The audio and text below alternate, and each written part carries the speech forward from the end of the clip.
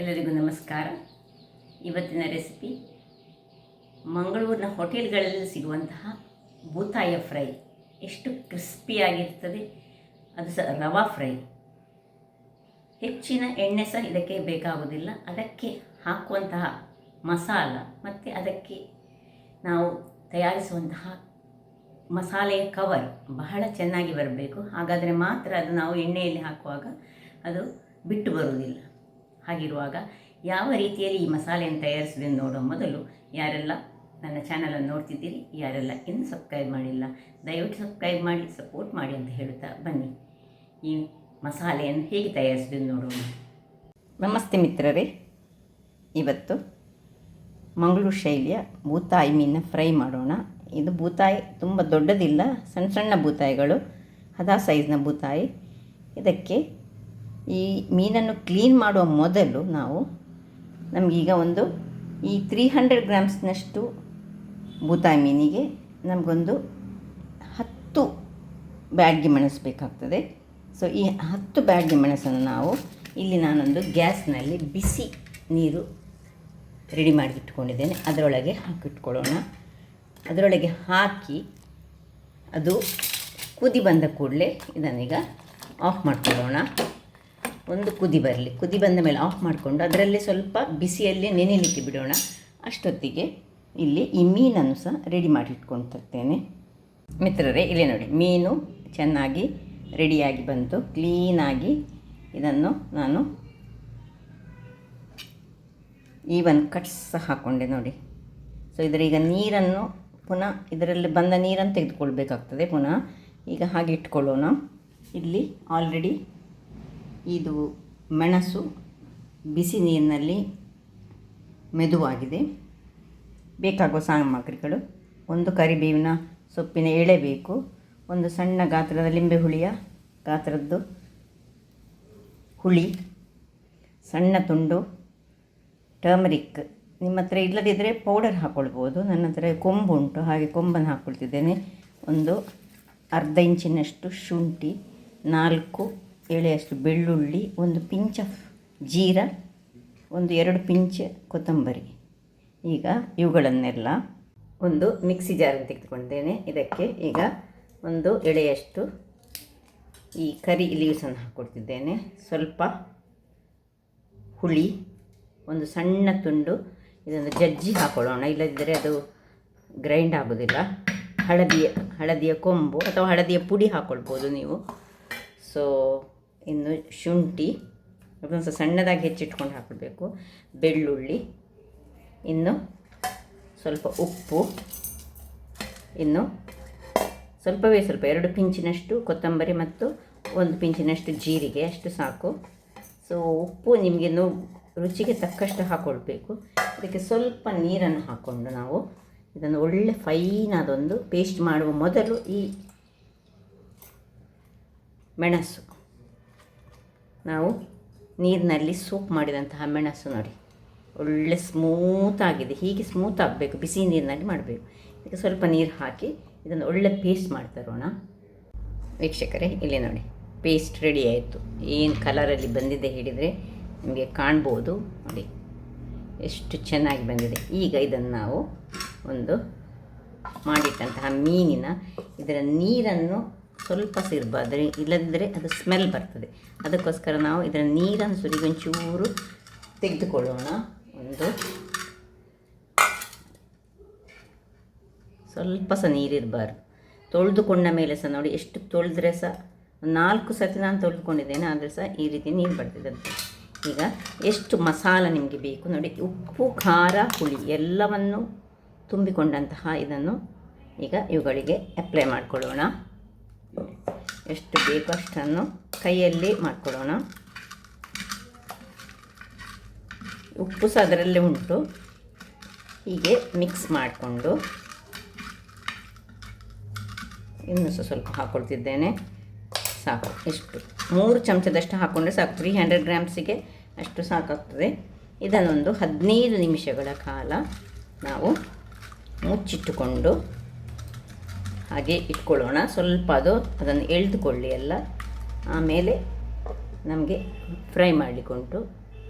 ವೀಕ್ಷಕರೇ ನೋಡಿ, ಒಂದು 15-20 ನಿಮಿಷ ಕಳೆಯಿತು.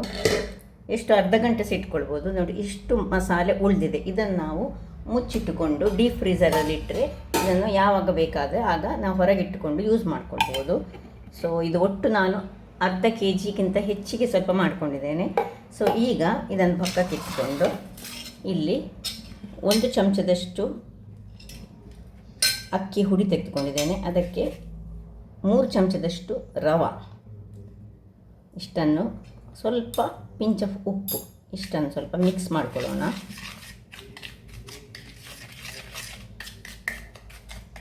ಮಿಕ್ಸ್ ಮಾಡಿದ ಮೇಲೆ ನಾವು ಮೀನನ್ನು ಮಾಡಿಟ್ಕೊಂಡಿದ್ದೇವೆ ನೋಡಿ, ಇದನ್ನು ಇದರಲ್ಲಿ ಅದ್ದಿಕೊಳ್ಳೋಣ.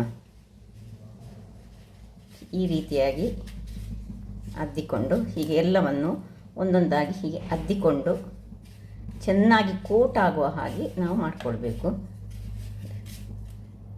ಎಲ್ಲ ಈ ರೀತಿಯಲ್ಲಿ ಅದ್ದಿಕೊಳ್ತೇನೆ. ಇನ್ನೀಗ ನಾವು ಎಣ್ಣೆಯನ್ನು ಇಟ್ಕೊಳ್ಬೇಕು. ಸೊ ಎಣ್ಣೆ ಇಟ್ಕೊಳ್ಳೋಣ. ವೀಕ್ಷಕರೇ ನೋಡಿ, ಬಣಾಲಿ ಇಟ್ಟುಕೊಂಡಿದ್ದೇನೆ. ಇದರಲ್ಲಿ ನೋಡಿ ಇಷ್ಟು ಎಣ್ಣೆಯನ್ನು ಹಾಕ್ಕೊಂಡಿದ್ದೇನೆ. ತೆಂಗಿನ ಎಣ್ಣೆಯನ್ನು ಯೂಸ್ ಮಾಡ್ತಿದ್ದೇನೆ. ಇವತ್ತು ನಾವು ಕರಾವಳಿ ಶೈಲಿಯ ಈ ಸಣ್ಣ ಬೂತಾಯಿ ಮೀನನ್ನು ಹೀಗೆ ಹೋಟೆಲ್ಗಳಲ್ಲಿ ಹೀಗೆ ಫ್ರೈ ಮಾಡಿ ನಮಗೆ ಕೊಡ್ತಾರೆ, ಆ ರೀತಿ ನೋಡಿ. ಈಗ ಇದು ಕಾವಲಿ ಎಣ್ಣೆ ಕಾದಿದ ಕೂಡಲೇ ಇದನ್ನು ಎಣ್ಣೆಗೆ ಹಾಕ್ಕೊಳ್ಳೋಣ.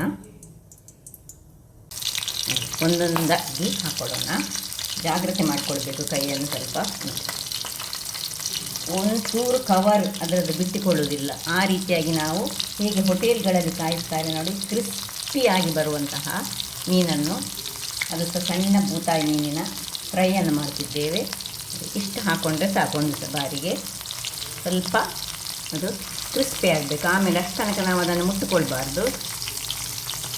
ವೀಕ್ಷಕರೇ ಇಲ್ಲಿ ನೋಡಿ, ಇಷ್ಟಾಗುವಾಗ ಈಗ ನಿಧಾನಕ್ಕೆ ನಾವು ಇದನ್ನು ಮೀನನ್ನು ನೋಡಿ, ಒಂದು ಚೂರು ಎಣ್ಣೆ ಸಹ ಹಾಳಾಗೋದಿಲ್ಲ. ಈ ರೀತಿಯಾಗಿ ಮಾಡಿದರೆ ಹದಾ ಉರಿಯಲ್ಲಿ ಮಾಡಬೇಕು, ಕ್ರಿಸ್ಪಿಯಾಗಿ ಸಹ ಬರ್ತದೆ. ನಿಧಾನಕ್ಕೆ ಇದನ್ನು ತಿರುಗಿ ಹಾಕ್ಕೊಳ್ಳೋಣ.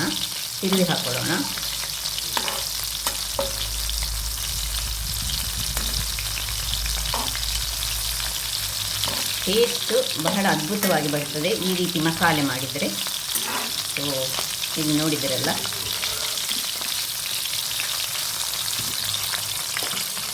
ಹೀಗೆ ಆಗ್ತಾ ಇರುವಾಗ ಇದರ ಮೇಲಿನಿಂದ ಸ್ವಲ್ಪ ಕರಿಬೇವಿನ ಸೊಪ್ಪುಗಳಂತ ಸ್ವಲ್ಪ ಹೀಗೆ 2 ಕ್ರಷ್ ಮಾಡಿಕೊಂಡು ಸ್ವಲ್ಪ ಹಾಕಿದರೆ ಕರಿಬೇವು ಸಹ ಸ್ವಲ್ಪ ಚೆನ್ನಾಗಿ ಅದರಲ್ಲಿ ಫ್ರೈ ಆಗ್ತದೆ. ನೋಡಿ, ಕ್ರಿಸ್ಪಿಯಾದ ಬೂತಾಯಿ, ಸಣ್ಣ ಬೂತಾಯಿ ಮೀನು ರೆಡಿ ಆಗ್ತಾ ಉಂಟು. ವೀಕ್ಷಕರೇ ಇಲ್ಲಿ ನೋಡಿ, ರೆಡಿ ಆಯಿತು. ಈಗ ಇದನ್ನು ಒಂದೊಂದಾಗಿ ತೆಗೆದುಕೊಳ್ಳೋಣ. ನೋಡಿ ಎಷ್ಟು ಚೆನ್ನಾಗಿ ಫ್ರೈ ಆಯಿತು ನೋಡಿ. ಒಂದು ಚೂರು ಎಣ್ಣೆ ಸಹ ಹಾಳಾಗಲಿಲ್ಲ. ಅದರೊಟ್ಟಿಗೆ ಕ್ರಿಸ್ಪಿಯಾಗಿ ಬಂತು. ಹೋಟೆಲ್ಗಳಲ್ಲಿ ನಮ್ಮದು ಇದೇ ರೀತಿಯಲ್ಲಿ ಕ್ರಿಸ್ಪಿಯಾದ ಬೂತಾಯಿ ಫ್ರೈಯನ್ನು ಕೊಡ್ತಾರೆ.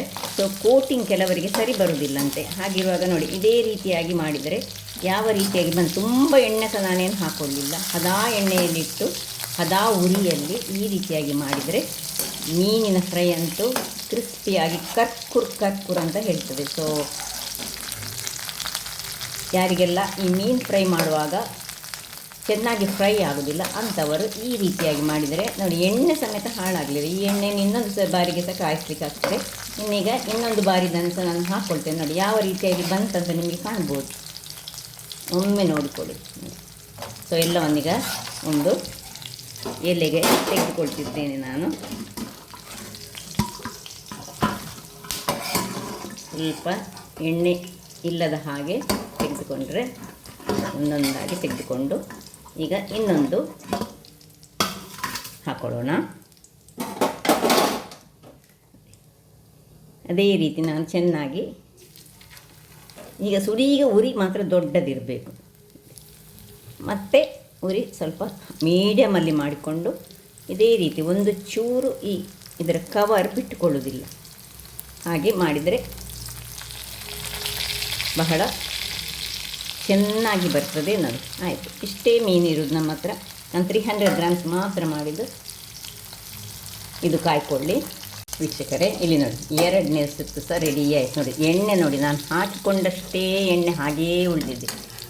ಕ್ರಿಸ್ಪಿಯಾದ ಬೂತಾಯಿಯ ಫ್ರೈ ರೆಡಿ ಆಯಿತು. ಈಗ ಇದನ್ನು ಅದೇ ಇದಕ್ಕೆ ಶಿಫ್ಟ್ ಮಾಡ್ಕೊಳ್ಳೋಣ. ಆಲ್ರೆಡಿ ಮಾಡಿಟ್ಕೊಂಡದಕ್ಕೆ ಸೊ ಎಣ್ಣೆ ಸಹ ಇದಕ್ಕೆ ಈ ಬೂತಾಯಿಗಳಿಗೆ ಅದರಲ್ಲೇ ಎಣ್ಣೆ ಅಂಶ ಇರೋದ್ರಿಂದಾಗಿ ನಮಗೆ ಎಣ್ಣೆ ಹೆಚ್ಚು ಎಳೆದುಕೊಳ್ಳೋದಿಲ್ಲ.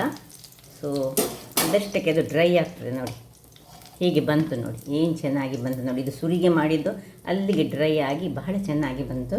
ಹಾಗಾದರೆ ನೋಡಿದ್ರಲ್ಲ ವೀಕ್ಷಕರೇ, ಒಂದು ರುಚಿಕರವಾದ ಹೋಟೆಲ್ ಶೈಲಿಯ, ಕರಾವಳಿಯಲ್ಲಿ ಹೋಟೆಲ್ಗಳಲ್ಲಿ ಈ ರೀತಿಯಾಗಿ ಈ ಅನ್ನದೊಟ್ಟಿಗೆ ಒಂದೊಂದು ಮೀನುಗಳನ್ನು ಕೊಡ್ತಾರೆ. ಯಾವ ರೀತಿ ನೋಡಿ, ಕ್ರಿಸ್ಪಿ, ಈಗ ಬಾಯಲ್ಲಿಟ್ಟರೆ ಕರ್ಕುರ್ ಅಂತ ಅನ್ನಿಸ್ತದೆ, ಹೇಳ್ತದೆ. ಹಾಗಾದರೆ ನೋಡಿದ್ರಲ್ಲ ವೀಕ್ಷಕ, ನೋಡಿ ಕವರ್ ನೋಡಿ ಏನು ಚೆನ್ನಾಗಿ ಕವರ್ ಬಂದಿದೆ ನೋಡಿ, ಏನು ಚೂರು ಸಹ ಹೊರಗಡೆ ಬಿಟ್ಕೊಳ್ಳೋದಿಲ್ಲ. ಹಾಗಾದರೆ ನನ್ನ ಈ ಕುಕಿಂಗ್ ಚಾನಲ್ ನಿಮಗೆ ಇಷ್ಟ ಆದರೆ ಬೋಳೂರು ಸುವರ್ಣ ಚಾನಲನ್ನು ಲೈಕ್ ಮಾಡಿ, ಶೇರ್ ಮಾಡಿ ಹಾಗೂ ಸಬ್ಸ್ಕ್ರೈಬ್ ಮಾಡಿ ಹಾಗೂ ನನ್ನ ಇನ್ಸ್ಟಾಗ್ರಾಮ್ ಪೇಜನ್ನು ಫಾಲೋ ಮಾಡಿ. ಧನ್ಯವಾದಗಳು.